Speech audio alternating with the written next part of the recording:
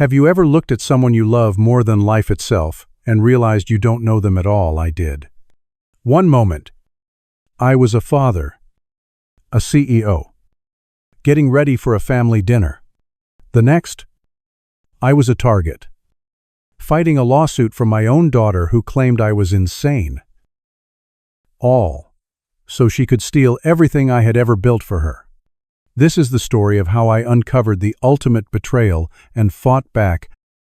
If you believe that justice must be served, no matter the cost, make sure you subscribe and turn on notifications. The late afternoon sun cast long shadows across my office, painting the Seattle skyline in hues of gold and orange.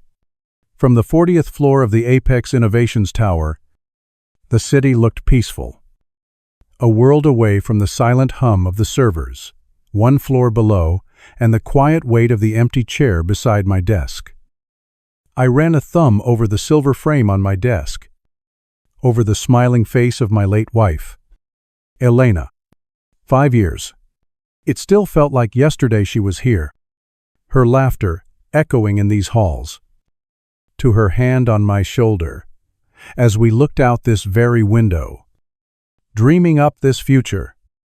I built all of this for them, for Elena's memory, and for our daughter, Amelia. A glance at the clock told me it was almost 6. I was expected at Amelia's for dinner. I was looking forward to it, to the easy comfort of family, the sound of my granddaughter Lily's chatter filling the house. I straightened my tie, grabbed my briefcase, and was about to head for the door when my phone buzzed on the polished mahogany. A text from my lawyer. David. I smiled, assuming it was another minor detail about the quarterly reports. Then I read the message. 3 words. Call me. Urgent. A knot of ice formed in my stomach. David wasn't a man who used the word urgent lightly. In 20 years of friendship and legal counsel, I could count on one hand the number of times I'd seen it from him. Each time, it had preceded a storm. I walked back to my desk, my footsteps suddenly heavy on the plush carpet. I sat down, took a deep breath, and dialed his number. He answered on the first ring. Francis. His voice was tight, stripped of its usual warmth. David. What's wrong? There was a pause, the sound of rustling paper on his end. Are you sitting down? I am now. Just tell me. I received a filing this afternoon. Francis. A petition for a competency hearing. The words didn't connect at first. They were just sounds. Legal jargon that didn't apply to me. A what? Is this about one of our board members? No. Francis. David said, his voice softening with a pity that made my skin crawl. The petition is against you. The air left my lungs. The view outside blurred into a smear of indistinct lights. Against me. On what grounds? This is insane. It alleges a pattern of erratic behavior, impulsive decision-making, emotional instability. He hesitated. It's being filed on behalf of a group of concerned shareholders. I laughed. A harsh, humorless sound that echoed in the empty office. Concerned shareholders. I own 54% of this company. Leo and I have another 20. Who are these phantom shareholders? David took a slow, heavy breath. The lead petitioner, the one who organized the others, is Amelia. The phone felt slick in my hand. For a moment, the world went silent. The city noise outside, the hum of the building's climate control. Everything faded to a dull roar in my ears. Amelia, my daughter, my only child. The person I was about to go see for dinner, the reason I still came into this office every single day. It couldn't be. It was a mistake. A misunderstanding of colossal proportions. "Francis, are you still there?" She's at home." I stammered, my mind grasping for something solid. "I'm supposed to be there in 30 minutes. She's cooking roast chicken. Lily's expecting me." "I'm so sorry." "Francis, the documents are real. They're well prepared. This has been in the works for a while." My mind flashed with images of Amelia as a little girl, holding my hand at her mother's funeral. Amelia on her graduation day, her face beaming with pride. Amelia, just last week, hugging me and telling me to take better care of myself. My daughter. A betrayal this deep wasn't a cut. It was an amputation. I felt a part of myself die right there in that chair. What do I do? "David." My voice was a whisper. "For now, nothing. Don't call her. Don't confront her. Go to that dinner." "Go to dinner? Are you serious?" "Yes. You cannot let her know that you know. We need to understand her game. And right now, your ignorance is your only shield. Go to dinner. Act normal. And call me the second you leave." The call ended. I sat there for a long time, the phone still pressed to my ear, listening to the dial tone. Act normal. It was the hardest thing he could have asked me to do. I felt an overwhelming urge to drive to her house, to slam the documents on her dinner table and demand to know why. But David was right. This wasn't a family squabble. It was a declaration of war. And in war, you don't show your enemy your hand. I forced myself to stand, my knees weak. I walked to the private bathroom adjoining my office and splashed cold water on my face. The man in the mirror looked 10 years older than he had 10 minutes ago. His eyes were hollow, his face a mask of disbelief. I took a few deep, ragged breaths, straightened my tie again, and walked out of the office. The friendly goodnight. "Mr. Hansen," from the security guard, feeling like a bitter irony. The drive to Amelia's suburban home in Bellevue was surreal.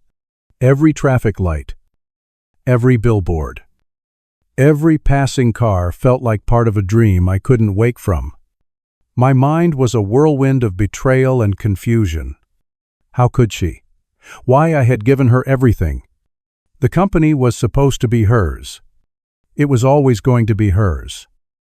When I pulled into her driveway, the house was lit up, warm and inviting. Through the front window, I could see the soft glow of the dining room chandelier. It looked like a perfect family portrait. I sat in the car for a full minute, my hand on the door handle, steeling myself. Then I got out and walked to the front door, a smile plastered on my face that felt like cracking porcelain. The door swung open before I could ring the bell. Amelia stood there, beaming. "Dad, you made it." She threw her arms around me in a hug that felt like a viper's embrace.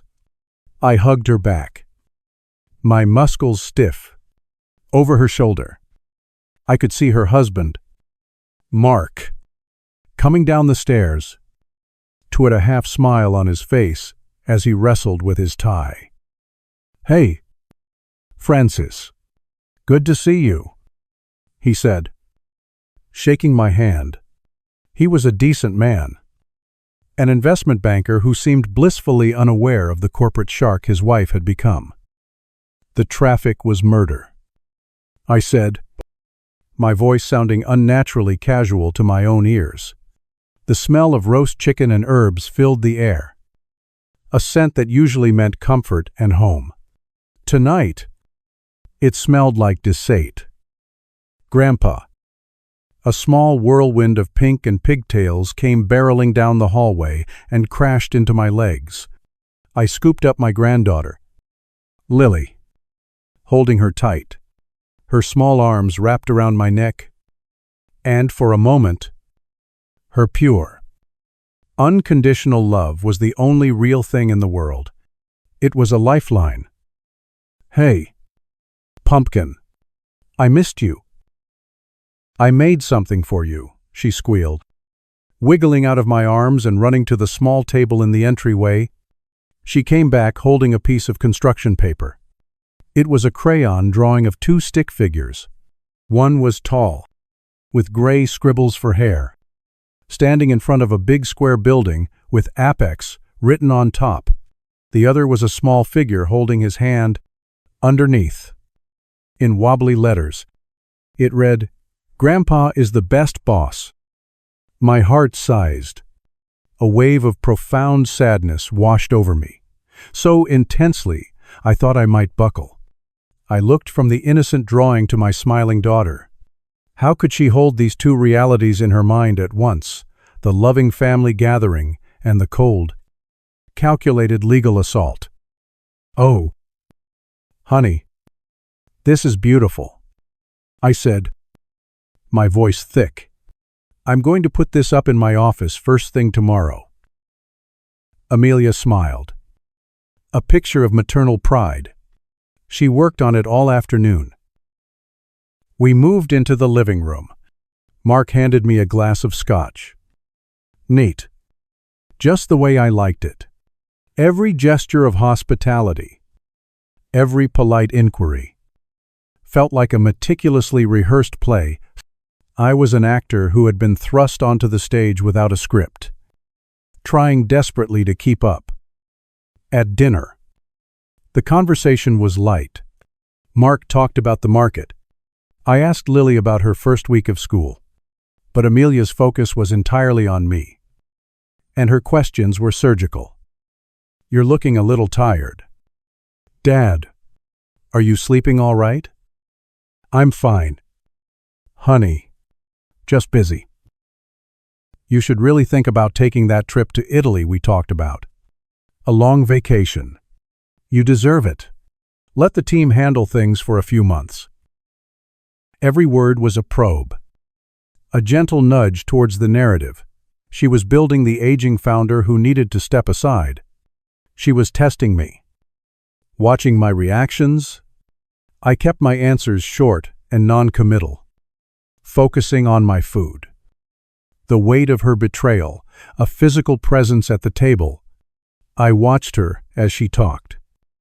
Her expressions animated, her laughter easy. There was no flicker of guilt, no hint of the chasm that had just opened between us. It was a masterful performance. When it was time for me to leave, the charade continued. More hugs, more smiles. "Drive safe, Dad," Amelia said, kissing my cheek. Her lips felt cold. As I drove away, I watched her in the rearview mirror, standing in the warmly lit doorway, waving, with Lily beside her. The perfect daughter, the perfect family, a complete and utter lie. The moment I turned the corner and was out of sight, the mask I had been wearing crumbled. The grief hit me then. A rough, physical blow. I had to pull the car over, my body shaking with silent, wrecking sobs. This wasn't just about the company. She had taken 30 years of my life, of my love and sacrifice, and spat it back in my face. When I finally made it home to my quiet, empty house, the rage began to set in. It was a cold, slow-burning fire in the pit of my stomach. This was not the act of a concerned daughter. This was a hostile takeover, cloaked in the language of love. I poured myself another scotch, my hands trembling slightly, and went to my home office. I sat in the dark for a while, letting the anger solidify into resolve. Then, I turned on my computer. I didn't know what I was looking for. A sign. A reason. Anything. I started scrolling through old emails, going back years, searching for Amelia's name. Most were innocuous family photos, holiday plans, links to articles. And then I found it. An email from 2 years ago, sent not to me, but one I had been copied on by mistake. Part of a chain with one of her old friends from business school. Her friend was congratulating her on a recent promotion to VP of Strategy. Amelia's reply was meant to be private. Thanks. She had written, "It's a step, but he'll never just give it to me. He's too sentimental, too attached. Sometimes I feel like I'll have to pry his cold.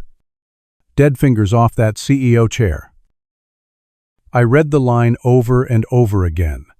The words were a confirmation. This wasn't a recent decision. This resentment, this ambition untethered by love or loyalty, had been festering for years. Right under my nose. The pain was still there. A deep, aching wound. But now, it was mixed with something else. A cold, clear purpose. The fire was no longer just burning. It was being forged into steel. The words on the screen burned in the dim light of my office, each one a testament to a truth I had refused to see. Pry his cold, dead fingers off that CEO chair. It wasn't a fit of pique, it was a mission statement. I sat back, the leather of my chair groaning in the silence. The scotch in my glass had grown warm, its bite lost to the bitter taste in my mouth. The grief from the car ride had evaporated, leaving behind something hard and cold. This wasn't just a betrayal. It was a long con, a game of familial chess, where I never even knew I was a player. I didn't sleep that night. I sat in the dark. The city lights a cold comfort, and I let the timeline of her deception unspool in my mind. Every "I love you, Dad," every concerned phone call, every family dinner was now suspect. A potential move on the board. By the time the first gray light of dawn began to creep over Lake Washington, my sorrow had been replaced by a chilling clarity. She had made her move. Now, it was my turn. The first call I made was before sunrise. I told David and Leo to meet me at the Greasy Spoon, a small, unassuming diner in an older part of town where the coffee was strong and the booths had high backs. Privacy was paramount. I arrived first. Taking a booth in the far corner, the smell of frying bacon and old coffee hung in the air. A scent of normalcy that felt like it belonged to another man's life. Leo arrived minutes later, his face etched with concern. Leo and I had started Apex in my garage 30 years ago. He was more than a co-founder. He was the brother I never had. He knew my heart, and he had loved Elena almost as much as I did. "Francis," he said, sliding into the booth, his voice low. "What in God's name is happening?" Before I could answer, David arrived, carrying a worn leather briefcase that held the instruments of my potential destruction. He nodded grimly to both of us and sat down, placing the briefcase on the seat beside him. The waitress, a woman named Flo, who had been pouring coffee there since before Apex was a thought, came over. We ordered 3 black coffees, au revoir hushed. When she left, I told them everything. I told them about the dinner, the feigned concern, Lily's innocent drawing, the hug that felt like a shroud. Then I told them about the email. I watched Leo's face as I spoke. It went from confusion to disbelief, then settled into a deep, quiet rage that mirrored my own. His hand, wrapped around his coffee mug, was white at the knuckles. "That little," he started, his voice a low growl. Before catching himself, he shook his head slowly. "After everything, Francis, after all you've done for her." David didn't react emotionally. He was my lawyer. My strategist. He opened his briefcase and pulled out a thick document bound in a blue cover. He slid it across the table. "This is the petition," he said. "You need to see what we're up against." I picked it up. It felt heavier than it should.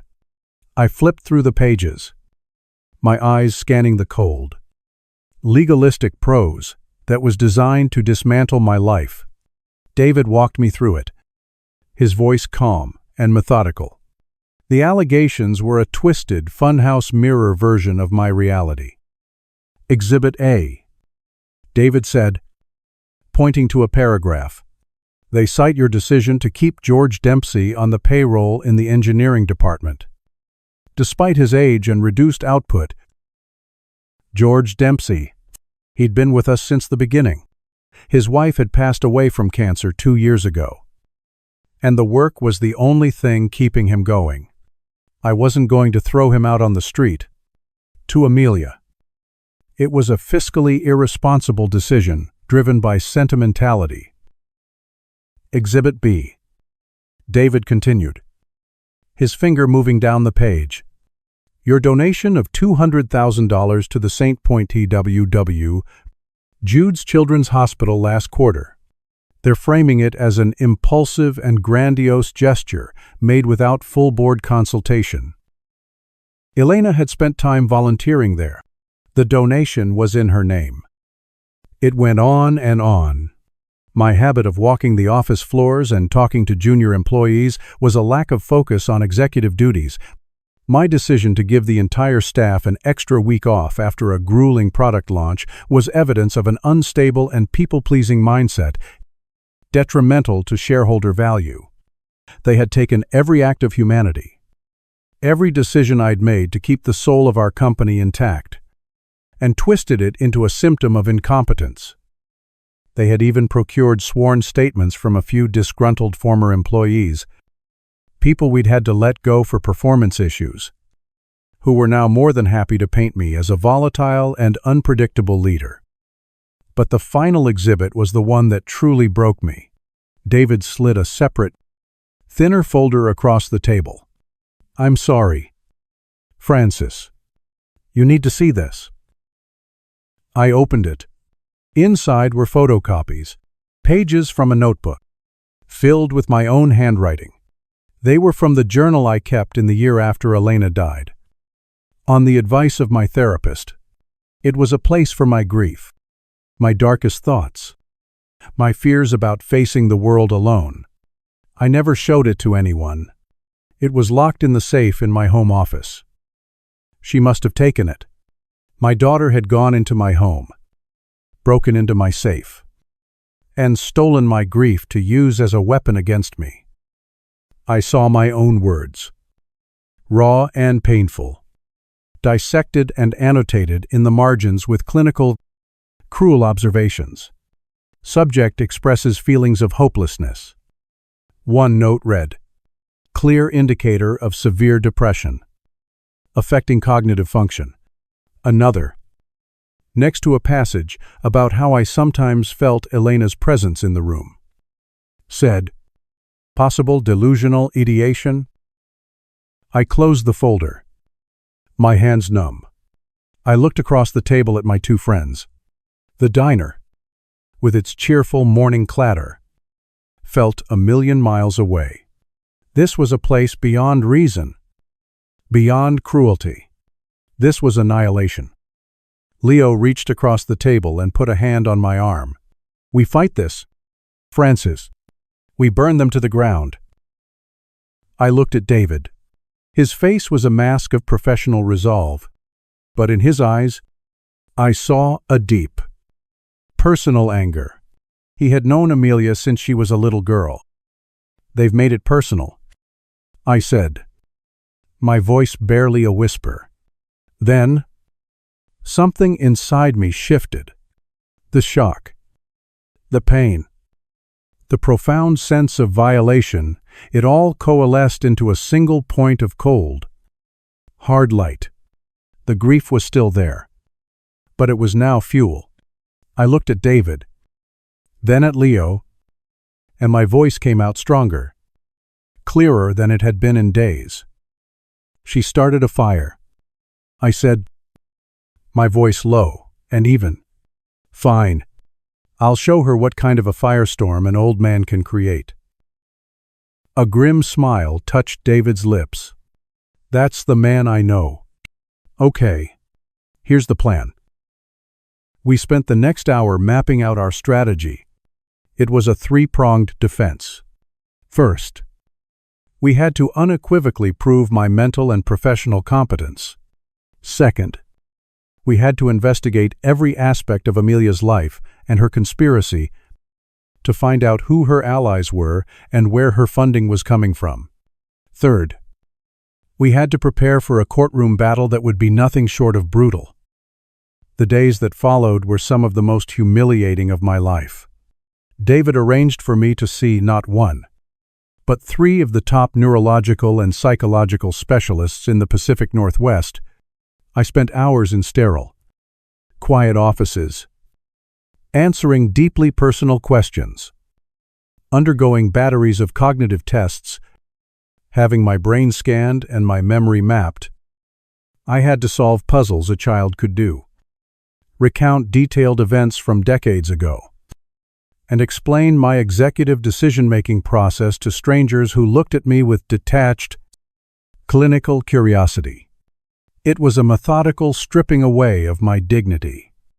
But I endured it, knowing each completed test was another brick in our defensive wall. In the midst of this, the pressure from the outside began to build.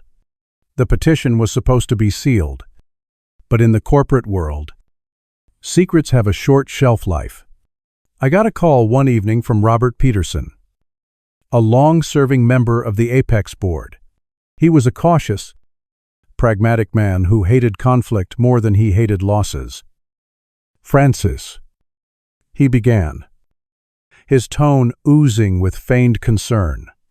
"I heard some unsettling rumors. I hope they're not true." "Depends on the rumors." "Robert," I said, my voice flat. "About you and Amelia. A family disagreement that's getting out of hand." "It's a little more than a disagreement." "Robert."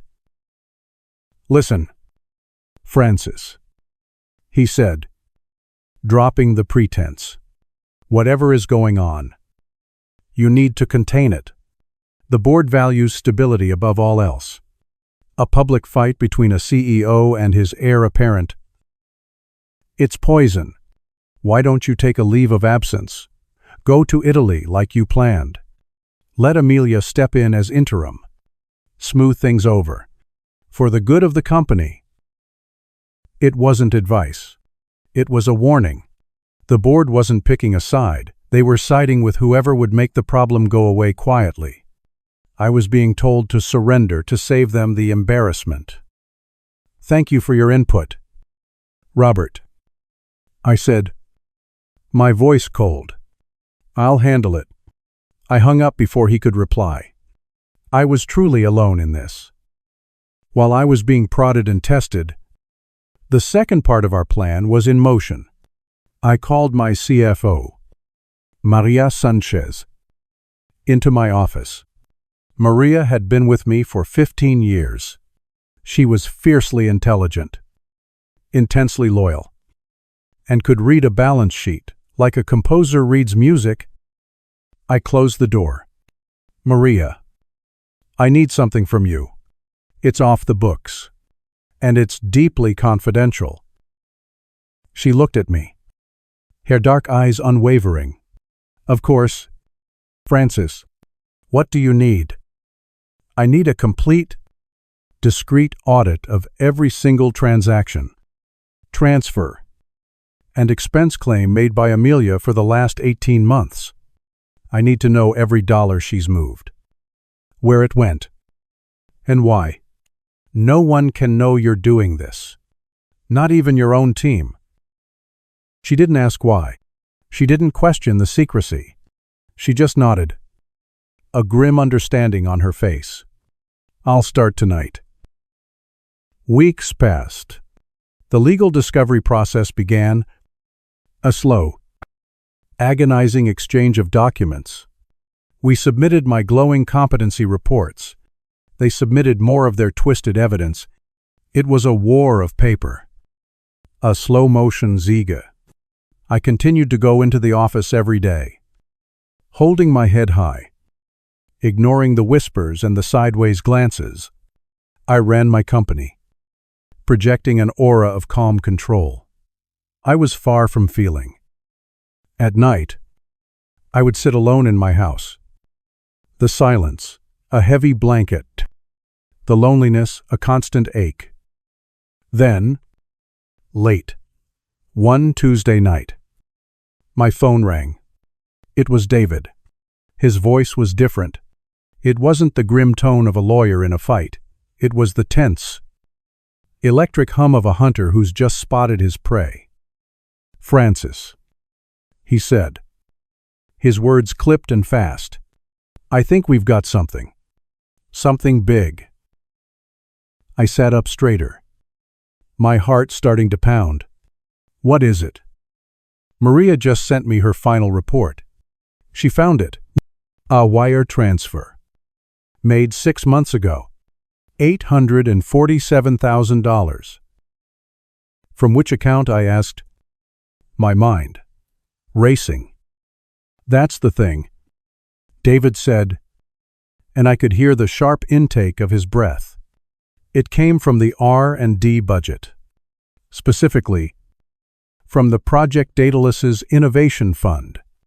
That fund was my pet project, designed for high-risk, high-reward ventures.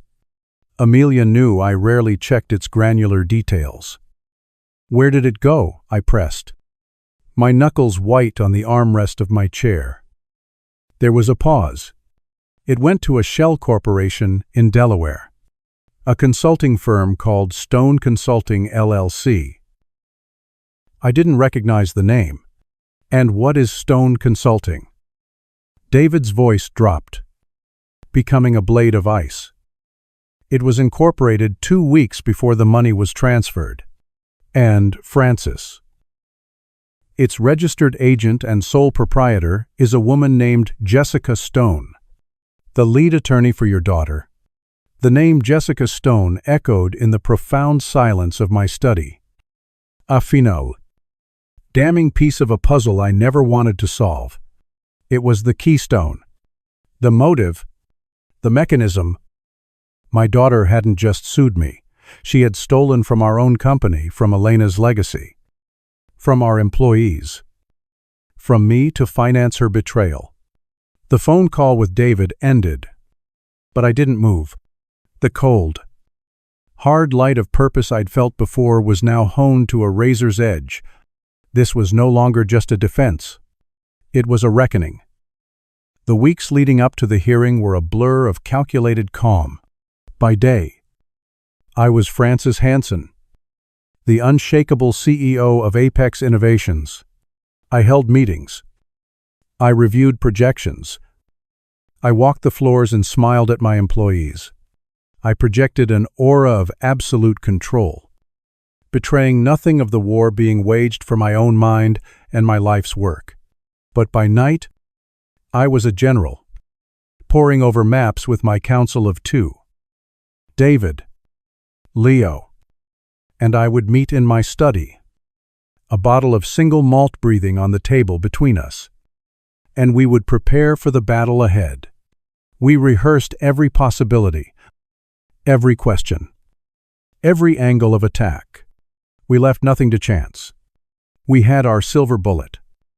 But David was adamant we would not fire it until the enemy was perfectly in our sights, convinced of their own impending victory.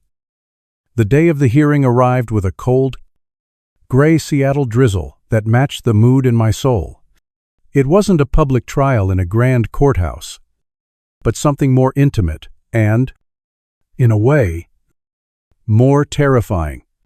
It was a private arbitration, held in a soulless, wood-paneled conference room in a downtown law office. The judge was a retired Superior Court justice, A man named Arthur Vance, whose face was a roadmap of judicial neutrality. Besides him, the only people in the room were me, David, and Leo on one side of the long, polished table, and Amelia, her lawyer, Jessica Stone, and one of her co-petitioning shareholders on the other. I looked at my daughter. She was dressed in a severe but elegant navy blue suit, her hair pulled back in a tight, professional chignon. She looked every bit the capable, concerned executive. She met my gaze for a fleeting second, her expression unreadable, before turning her attention to some notes with an air of cool confidence. There was no sign of the little girl who used to draw pictures for me. In her place was a stranger, a corporate raider who happened to share my blood. Jessica Stone began the proceedings. She was a shark in a silk blouse, her voice smooth, her arguments precise and cutting. She painted a compelling picture of a beloved founder in tragic decline. She spoke of my increasing isolation since my wife's passing, my disregard for fiscal realities, my emotional outbursts. She presented her so-called evidence with a tone of reluctant but necessary duty. "We are not here to punish Mr. Hansen," she said, her voice dripping with false sympathy as she addressed the arbitrator. "We are here to protect him, and to protect the company he so brilliantly built. We are here to ask for a transition of power before sentimentality and clouded judgment cause irreparable harm." Then she called her first witness, a man named Carl, a former project manager I had let go 6 months prior for repeatedly missing deadlines and creating a toxic environment in his team. He walked in, avoiding my eyes, and took the stand. Jessica Stone led him through a carefully constructed series of questions. "Carl, can you describe the atmosphere in executive meetings with Mr. Hansen over the last year?" Carl cleared his throat. "Tense," he said. "Unpredictable. He would get emotional. There was one time, in a budget meeting, he just started shouting, throwing papers, said we didn't have any heart anymore." It was a grotesque distortion of the truth. I had passionately argued against cutting the employee wellness program, a program Elena herself had championed. I had raised my voice, yes, in defense of our people. I had not shouted or thrown papers. I remained perfectly still, my hands clasped on the table in front of me, forcing my breathing to remain slow, and even I could feel Leo's anger radiating beside me. When it was David's turn to cross-examine, he approached Carl with a quiet, almost gentle demeanor. He asked a few simple questions about Carl's tenure, his projects. Then he shifted. "Carl, you were let go from Apex Innovations in March. Is that correct?" "Yes." "And your severance package was, by all accounts, quite generous. Was it not?" "It was standard." Carl mumbled. "Was it?" David raised an eyebrow. He slid a document across the table. "This is a copy of your separation agreement." "And this?" he said, sliding another document beside it, "is a bank statement from a holding company belonging to Mr. Pauser when Lister Paus Davies, the shareholder sitting next to Miss Prophet Hansen. It shows a consulting bonuses of $50,000 deposited into your account 2 days after you agreed to testify here today. Is that also?" "Standard." Carl's face went pale. He stammered, looking to Jessica Stone for help. But she was staring straight ahead, her jaw tight. He couldn't form a coherent sentence. "No further questions," David said, returning to his seat. The first crack in their facade had appeared. David let the moment hang in the air before he began our defense. He didn't start with an emotional appeal. He started with cold, hard facts. Your Honor, he began. The petitioners have painted a picture of a man losing his grip. We'd like to present a different picture. One based not on the testimony of disgruntled ex-employees, but on the analysis of leading medical experts.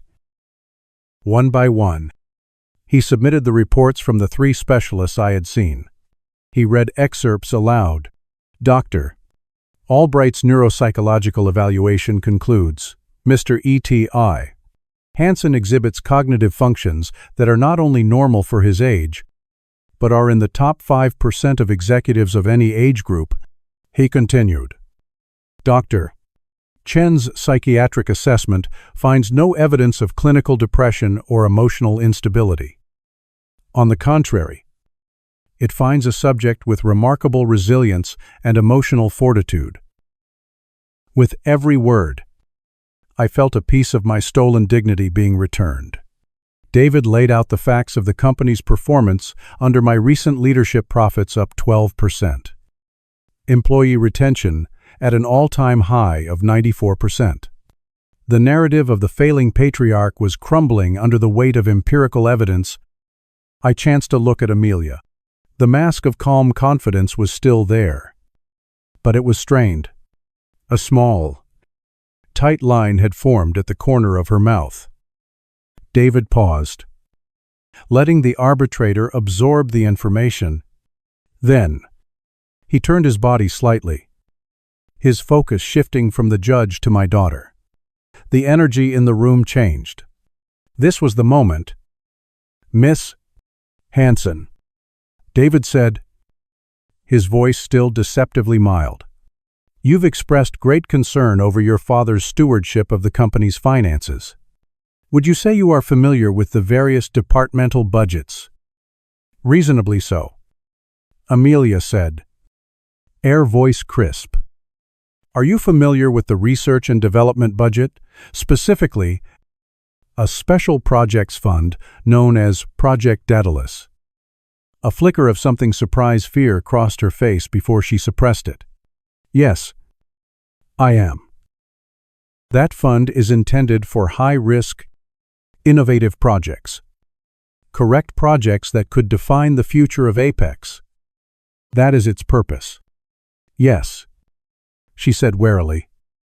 David walked slowly toward the large monitor at the end of the room. And as VP of Strategy, you would agree that a transfer of nearly $1 million from such a crucial fund would be a significant event. One that would require substantial justification. Of course, she said. Jessica Stone shifted in her seat, placing a hand on Amelia's arm, as if to steady her. Good, David said. He clicked a button on a remote. An image appeared on the screen for everyone to see. It was a bank statement. A single transaction was highlighted in yellow. Can you explain?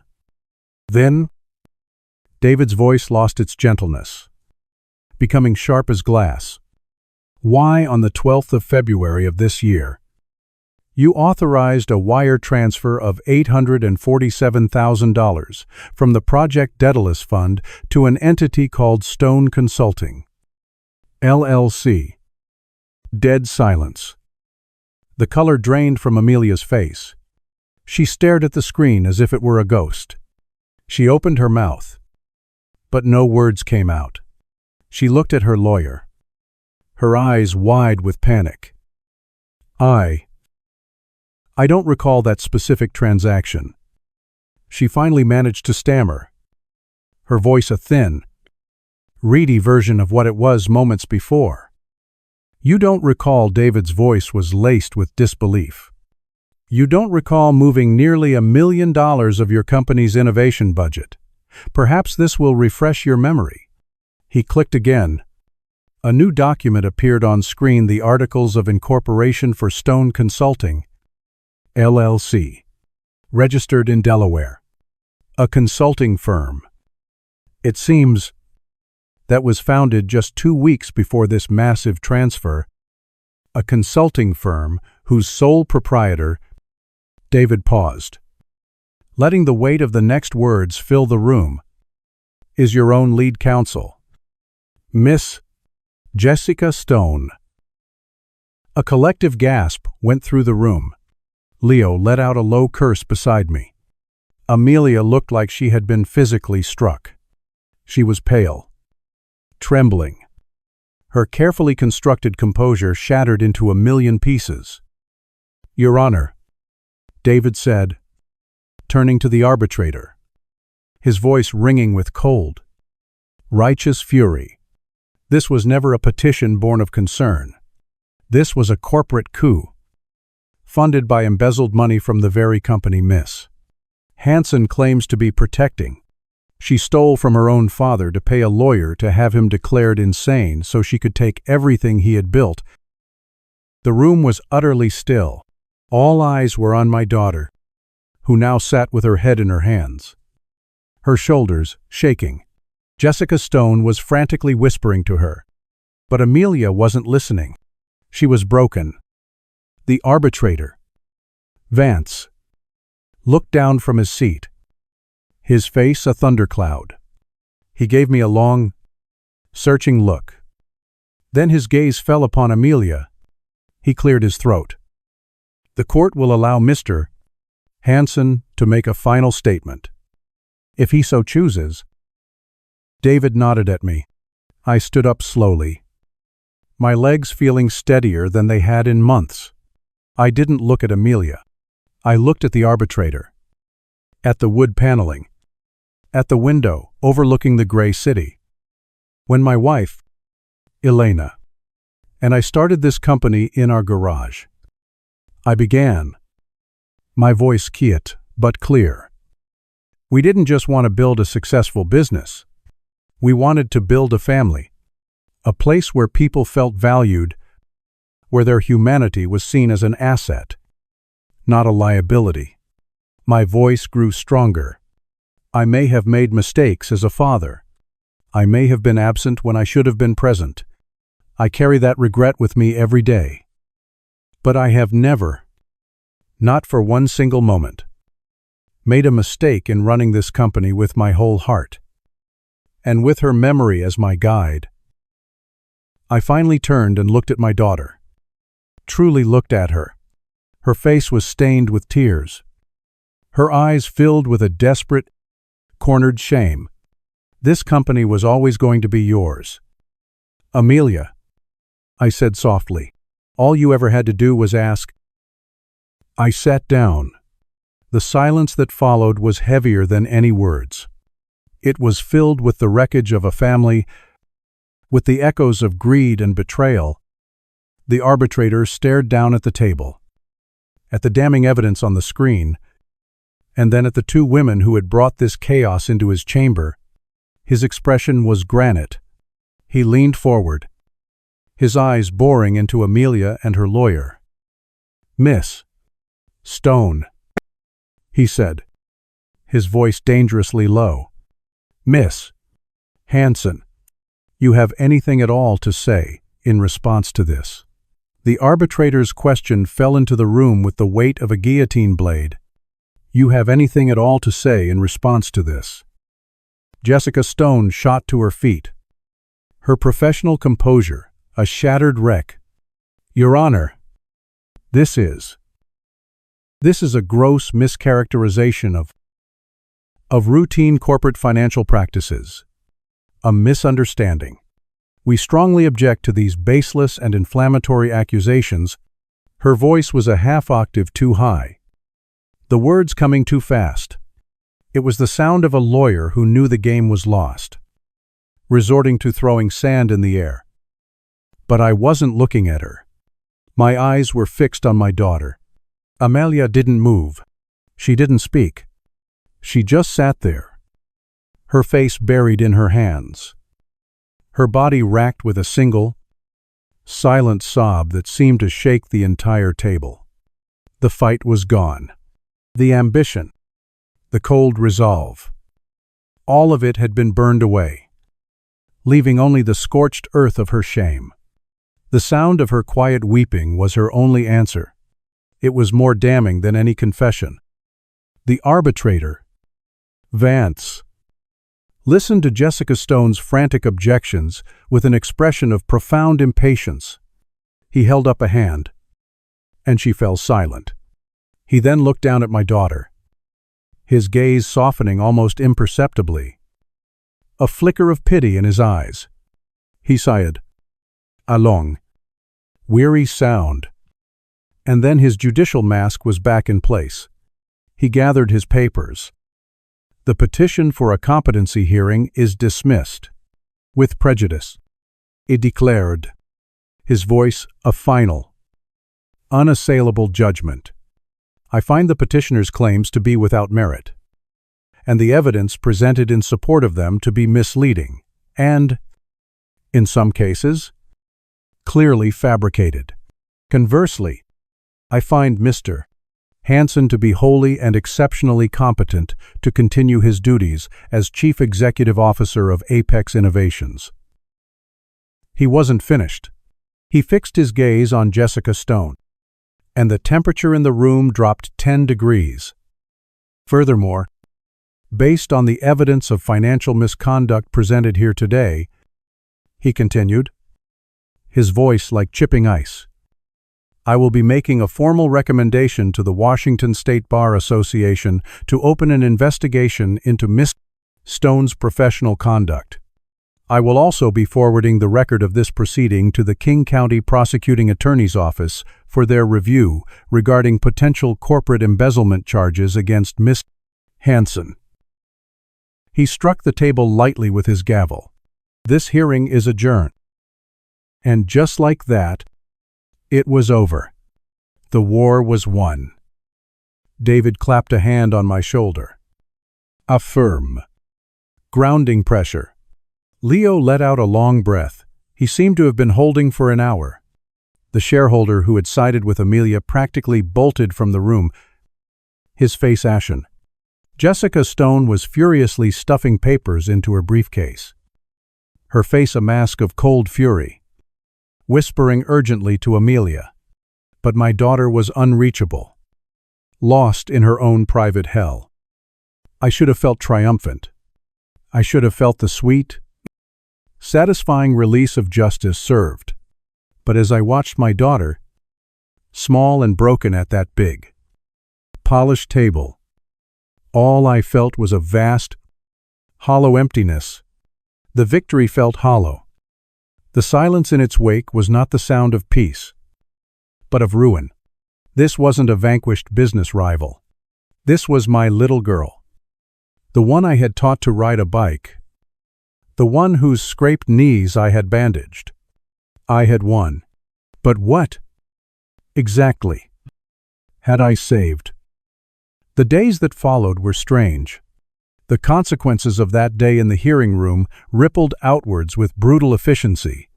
Jessica Stone was suspended from practice, pending the bar's investigation. Her career, in tatters. The handful of shareholders who had backed Amelia's play dumped their stock at a loss and vanished, wanting no part of the fallout. The board, led by a suddenly very supportive Robert Peterson, called an emergency meeting where they voted unanimously to affirm their unwavering confidence in my leadership. The corporate machine closed ranks to protect itself. The biggest question was Amelia. The prosecutor's office, after reviewing the case, made it clear they had enough to press felony charges. David advised me that the ball was in my court. The company was the victim, if I, as its CEO, chose not to press the matter. The DA was unlikely to pursue it with vigor. The world was waiting to see what I would do. For 3 days, I did nothing. I went to the office. I ran the company. But I felt like a ghost haunting the halls of my own life. The congratulations from my staff felt distant. The sense of relief from my board felt self-serving. I would go home at night to that big, quiet house and sit in my study, staring at the picture of Elena. asking her what she would have done. On the fourth day, my eyes fell upon the crayon drawing Lily had given me, which I had taped to the side of my monitor. "Grandpa is the best boss." Her innocent, loving scrawl cut through the fog of my anger and my pain. This wasn't just about me and Amelia anymore. It was about her. What kind of future would she have? Caught in the wreckage of our war. What kind of grandfather would I be if I let my pride and my hurt destroy her mother? I picked up the phone and called Amelia. She answered on the fifth ring, her voice small and hesitant. "Hello. It's me." I said, "Meet me in an hour. The benches by the seaplane docks at Lake Union. Come alone." I hung up before she could respond. An hour later, I was sitting on a cold metal bench, watching the seaplanes take off and land on the gray, choppy water. It was a place where I had taken Amelia as a child, to watch the planes and dream about faraway places. The air was cool and smelled of lake water and jet fuel. I saw her walking toward me, a solitary figure in a plain gray coat. She looked smaller, diminished.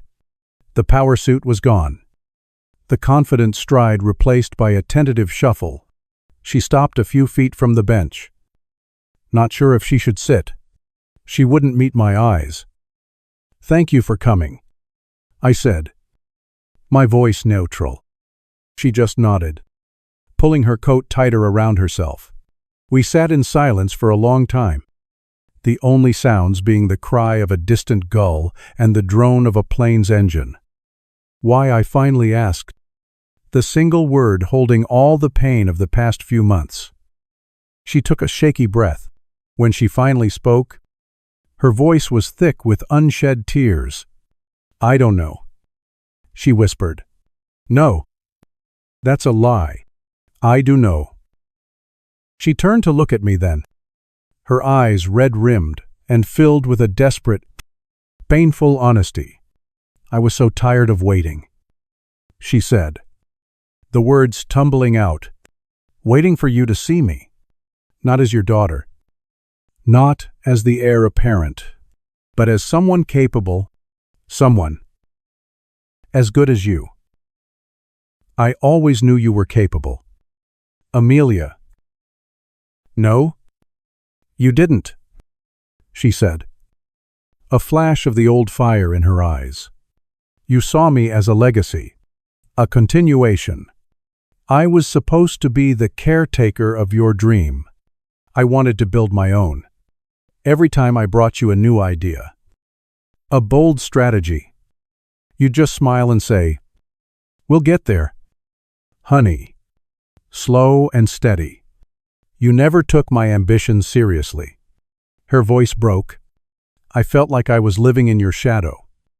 And I started to believe the only way out was to create my own sun by putting yours out."